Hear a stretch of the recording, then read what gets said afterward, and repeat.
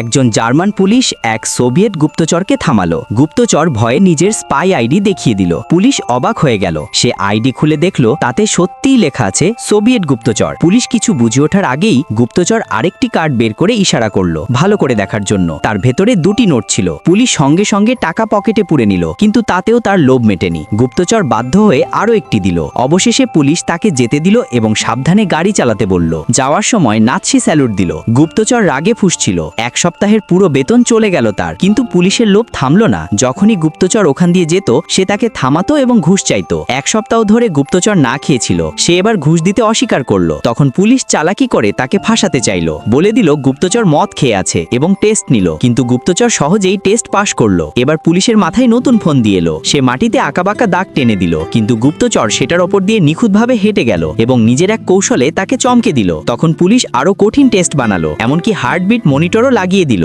অদ্ভুত সব খেলা করালো, কিন্তু গুপ্তচর প্রতিবার পূর্ণ নম্বর নিয়ে পাশ করলো। গুপ্তচরের অহংকার দেখে পুলিশ বিরক্ত হয়ে গেল। সে তাকে 100 মিটার বাধা দৌড় করালো। বলল, যদি বিশ্ব রেকর্ড না ভাঙো তবে প্রমাণ হবে তুমি নেশাগ্রস্ত। কিন্তু গুপ্তচর এটাও পেরিয়ে গেল। এবার এলো জিমন্যাস্টিক্সের অলিম্পিক স্তরের মুভ। গুপ্তচর সবকিছুতে সেরা প্রমাণ করলো। পুলিশ এখন তার প্রশংসা শুরু করলো। তাকে জড়িয়ে ধরলো। একজন জার্মান নারী তো তাকে ফুলও দিল। এখন গুপ্তচর জার্মানিতে অলিম্পিক হিরো হয়ে উঠলো। এমনকি গোপওয়ালা সেই মানুষটিও অবাক হয়ে গেল। সে গুপ্তচরের সবকিছু পরীক্ষা করলো। মুখ খোল, দাঁত চকচকে, নোখ পরিষ্কার। গোপওয়ালা বলল, এ হলো সবচেয়ে নিখুঁত জার্মান। কিন্তু গুপ্তচরের অভ্যাসগুলো খারাপ ছিল। সে মদ, নারী আর সিগারেটের নেশায় ডুবেছিল। গোপওয়ালা যেন বুঝতে না পারে তাই লুকিয়ে সিগারেট খেত। একদিন সিগারেট ছিল কিন্তু লাইটার ছিল না। সৌভাগ্যবশত একসঙ্গে আগুন ধরিয়ে দিল, নইলে নিকোটিনের ক্ষুধায় মরে যেত। সবাই দেয়ালে ঝুলে ধোঁয়া ওড়াচ্ছিল। কিন্তু যখন গুপ্তচর অফিসে ফিরে এলো অন্যরা ক্ষেপে উঠল। তারা বলল, তুই ভুয়া, সত্য গোপন করে গোপওয়ালার তোষামোদি করিস। কিন্তু গুপ্তচরের তাতে কিছুই যায় আসেনি। যতক্ষণ গোপওয়ালা তাকে পছন্দ করত